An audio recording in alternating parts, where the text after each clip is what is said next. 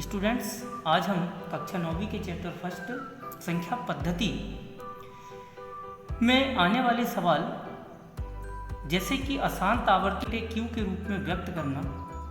प्रश्न है, निम्नलिखित संख्याओं को p बटे क्यू के रूप में व्यक्त कीजिए जहां p और q पूर्णांक है तथा q बराबर नहीं है 0 के। तो स्टूडेंट्स, यहाँ पर ये पहला, दूसरा और तीसरा सवाल दिए हैं। अब हम सबसे पहले सवाल को हल करते हैं।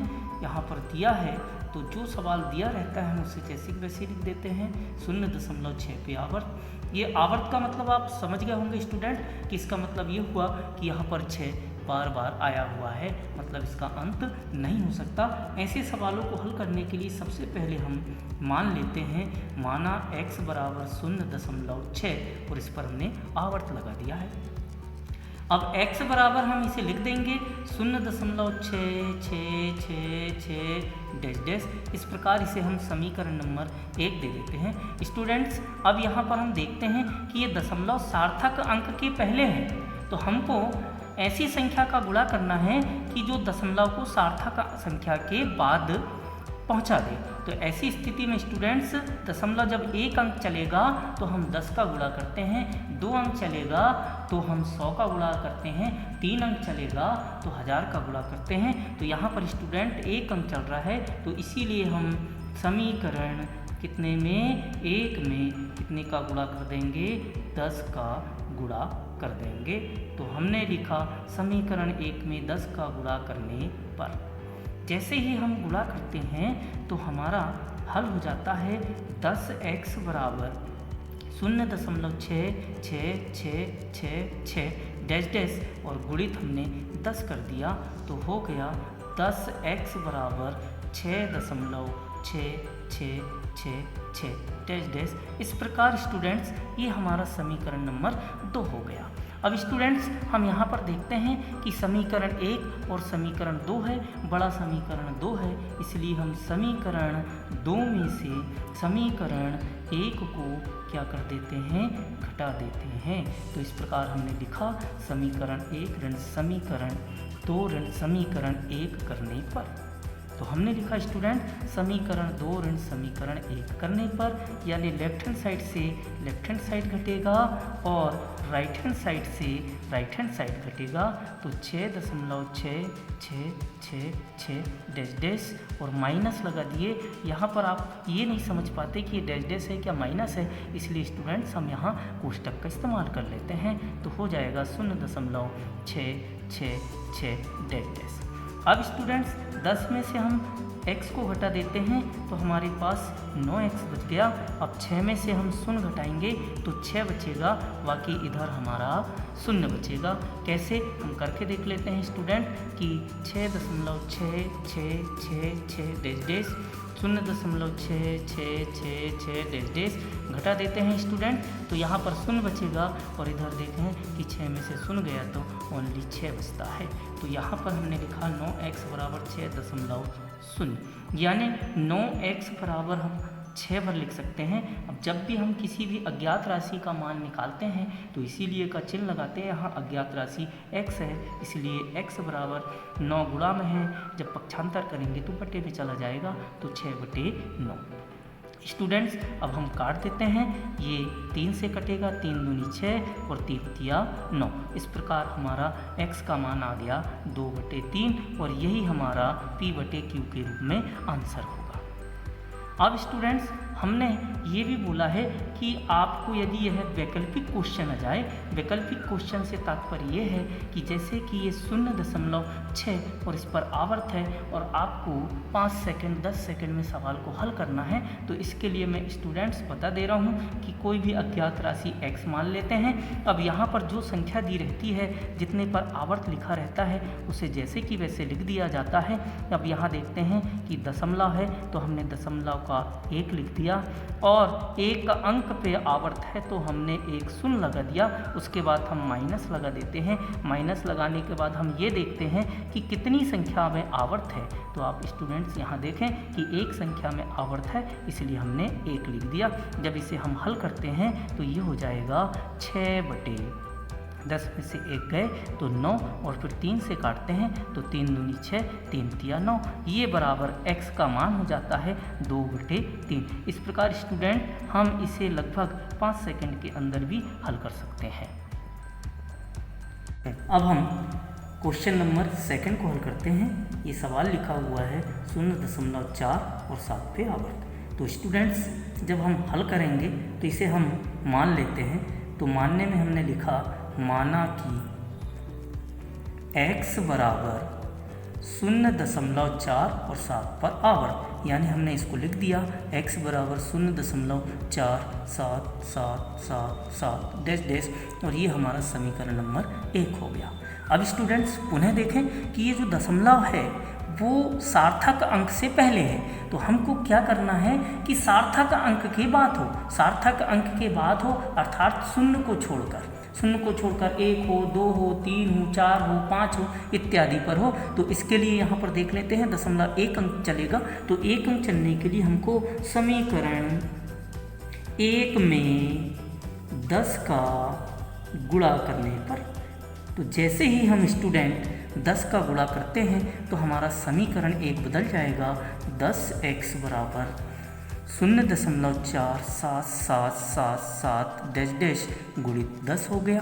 अब हम गुणा करते हैं तो 10x बराबर 4.7777 डैश डैश। अब हमारा समीकरण नंबर 2 आ गया। अब हम समीकरण 2 ऋण समीकरण 1 करने पर, तो जैसे ही हम समीकरण 2 में से 1 को घटाते हैं तो हर एक समीकरण का लेफ्ट हैंड साइड से लेफ्ट हैंड और राइट हैंड साइड से राइट हैंड साइड घटेगा। तो इस प्रकार ये हो गया 4.777 डैश डैश, और हमने ये कोष्टक लिख दिया ऋण 0.4777 डैश डैश। अब स्टूडेंट 10 में से हम 1 घटा देते हैं तो ये 9x हो जाएगा। अब यहाँ पर हम देखते हैं कितना आएगा, तो ये हो जाएगा 4 और 7 में से 4 गए तो 3 और बाकी 0 बच जाएगा। इस प्रकार ये बचा 4.3। कैसे घटाते हैं तो 4.7777 डैश डैश, और यहाँ पर हम घटाते हैं 0.4777 डैश डैश। तो यहाँ स्टूडेंट देखें यहाँ पर 0 जाएगा, 7 में से 4 गया तो 3 बचा, दशमलव है तो दशमलव, 4 में से 0 गया तो 4। अब हम अज्ञात राशि x का मान निकालते हैं, इसलिए का चिन्ह लगा दिए। x बराबर 4.3/9 हो गया, यानी x बराबर, अब यहाँ से दशमलव हटा देंगे तो दशमलव हटाने के लिए 9 है, गुणित हमको करना पड़ेगा दशमलव का 1 और जितने अंक है उतने 0 लगा देते हैं। इस प्रकार ये हो गया 43/9 गुणित 10, यानी x बराबर 43/90, और यही हमारा P/Q के रूप में आंसर है। स्टूडेंट्स हमने यहाँ पर बताया था कि यदि ही क्वेश्चन वैकल्पिक आ जाए तो आप इसे 5 सेकंड 10 सेकंड में कैसे करेंगे, तो इसके लिए आप x बराबर मानेंगे। अब x बराबर मानने के बाद आप यहाँ पर ये देखें कि हमारा सवाल है 0.47 पे आवर्त। हमने बोला था कि x बराबर जितनी संख्या है हम उतनी की उतनी लिख देते हैं ऋण। अब यहाँ पर देखें स्टूडेंट 4 पर आवर्त नहीं लगा है, इसलिए यहाँ पर -4 कर देते हैं और बटे दशमलव का 1 हो गया, और कितने अंक है 2 अंक है, इसलिए हमने 2 0 लगा दिए। अब माइनस करना पड़ेगा। अब माइनस करने के लिए स्टूडेंट यहाँ पर आवर्त एक संख्या पर है, इसलिए हमने 1 0 लगा दिया और इसके साथ हम 1 लिख देते हैं। इस प्रकार ये x बराबर, अब 47 में से 4 गया तो 43 और 100 में से 10 गया तो 90। ये भी हमारा शॉर्टकट अर्थात वैकल्पिक क्वेश्चन आते हैं तब हम आंसर बनाते हैं। स्टूडेंट्स अब हम क्वेश्चन नंबर 3 को देख लेते हैं। हमारा क्वेश्चन नंबर 3 कह रहा है 0.001 और इस पर आवर्त लगा हुआ है। अब इसे हम हल करेंगे तो हमको मानना पड़ेगा, मान लेते हैं, माना कि x बराबर कितना मान लें, x बराबर 0.001 और इस पर आवर्त। तो स्टूडेंट्स x बराबर हमने मान लिया 0.001 और ये डैश डैश। इस प्रकार ये हमारा समीकरण नंबर 1 मिल गया। अब स्टूडेंट पुनः देखें कि अब सार्थक अंक के पहले दशमलव है, तो यहाँ पर दशमलव कितने अंक चलेगा, 1 2 और 1 3। तो इस प्रकार हमको समीकरण 1 में कितने का गुणा करना पड़ेगा? अब 1 2 3 अंक चला, इसका मतलब 1000 का हमको गुणा करना पड़ेगा समीकरण 1 में 1000 का गुणा करने पर। जैसे ही हम गुणा करते हैं तो स्टूडेंट यहाँ देखते हैं क्या हो जाता है। 1000 x बराबर 0.001 डैश डैश गुणित यहाँ पर हम 1000 का गुणा कर देंगे। तो इस प्रकार हो गया 1000 x बराबर 1.001 डैश डैश। इस प्रकार ये हमारा समीकरण नंबर 2 आ गया। अब हम समीकरण 2 में से समीकरण 1 को घटा देते हैं, यानी हमने लिख दिया समीकरण 2 ऋण समीकरण 1 करने पर। जैसे ही हम ऐसा करते हैं स्टूडेंट तो हो जाएगा हमारा 1000 x ऋण x बराबर 1.001 डैश डैश माइनस यहाँ हम कोष्टक इस्तेमाल कर लेते हैं। ये हो गया 0.001 डैश डैश। अब स्टूडेंट्स हम घटाते हैं, 1000 में से 1 गए तो 999x और यहाँ से हम घटाएंगे तो सिर्फ 1 बचेगा।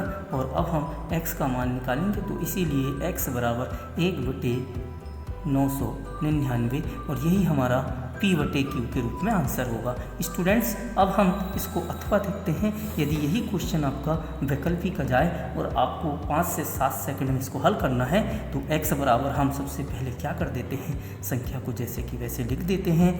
अब यहाँ पर देखते हैं कि कितने अंक बाद दशमलव है या कितनी संख्या के बाद दशमलव लगाना है। तो 1 2 3 तो 3 अंक है, इसलिए हमने 3 शून्य लगा दिए ऋण। अब देखें कि ये 001 पूरी संख्या पर दशमलव है, इसलिए हमने -1 कर दिया। तो इस प्रकार ये हो गया x बराबर 1/999 और यही हमारा आंसर होगा। तो स्टूडेंट आपको वीडियो कैसा लगा हमें शेयर करें, कमेंट्स करें और सब्सक्राइब करें ताकि हम और अच्छे से अच्छा आपको वीडियो बनाएं।